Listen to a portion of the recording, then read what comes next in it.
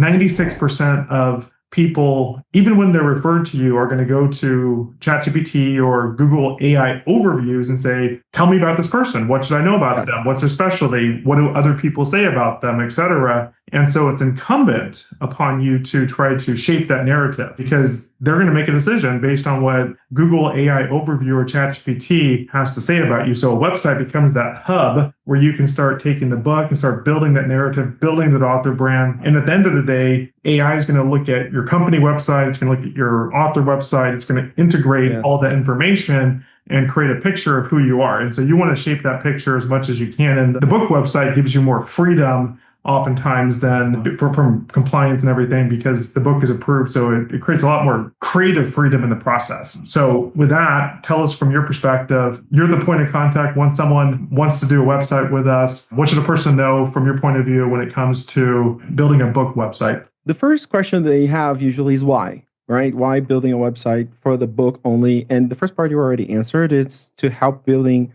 trust and authority, which is the main goal of this entire effort. So the more results you find, the more authority and trust you will get when people research your name. And there are other very important things that the authors should know. First is the purpose of every channel. So the purpose of you having your book on Amazon is not for you to make a bunch of money on book royalties, like we said before. The reason why you have it is because it's a window where you display your book, and you can also order it directly to the prospect. So that's that easy access to that. I think of Amazon more as my postman, right? Yeah, exactly. Yeah, kind of like that. But if some person happens to shop for the book, to buy the book or get the book somehow through Amazon, you have no idea who bought your book.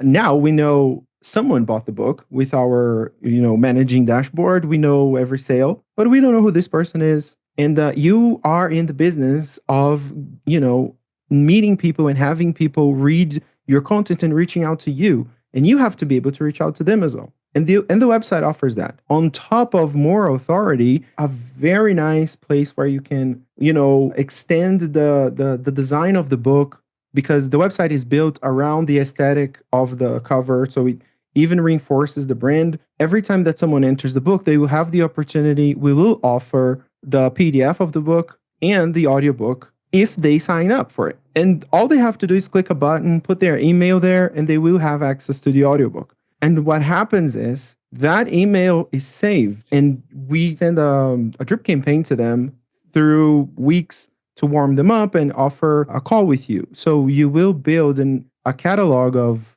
people that are interested in very warm leads, because these people clicked and they went for it and they are really interested. So the website functions in these two very important parts of your author journey. It enhances your authority, and it helps you build a list of prospects that probably read or listened to your books, or they're going to come warm. They come schooled already. They already know what you said. Yeah. This will be a little bit technical question. So we started by building our book websites off a platform called Kartra, which I have used for years. I continue to use. It has a lot of functionality that's very helpful, and it's an all-in-one platform. And the only downside to it for many of our author clients is that they don't necessarily need all that functionality for their goals. And they have and Kartra has a direct ongoing charge of around $100 or so a month. And so recently, in the past 6 months, we've made a change to build our own website off of a very common platform called WordPress, more flexibility. We wanted to get more into blogging, really into search everywhere optimization, etc. And now we're offering our clients for the backend platform the choice of Kartra or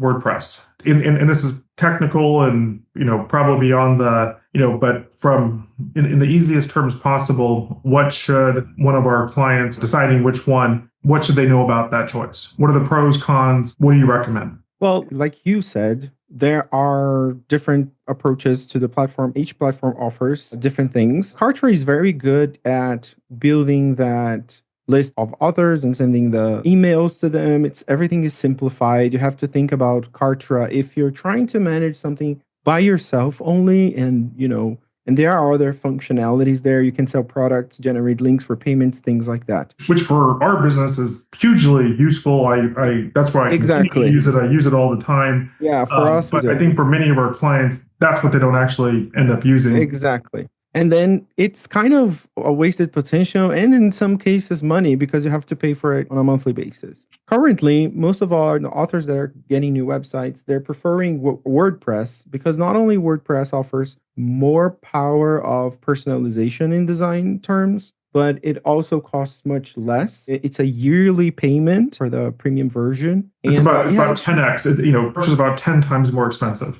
It's like $60, $70 a year or something like this. And as we manage everything for you, you don't have to worry about being more complex or not. But it does everything that Kartra does, everything that you need, everything that it's going to be necessary for, getting the emails, sending the emails, the campaigns, and maintaining the website functional. It's the same work. Personally, as a past designer myself, yeah, I used to be like a retired designer. I prefer WordPress. I prefer WordPress to work with WordPress.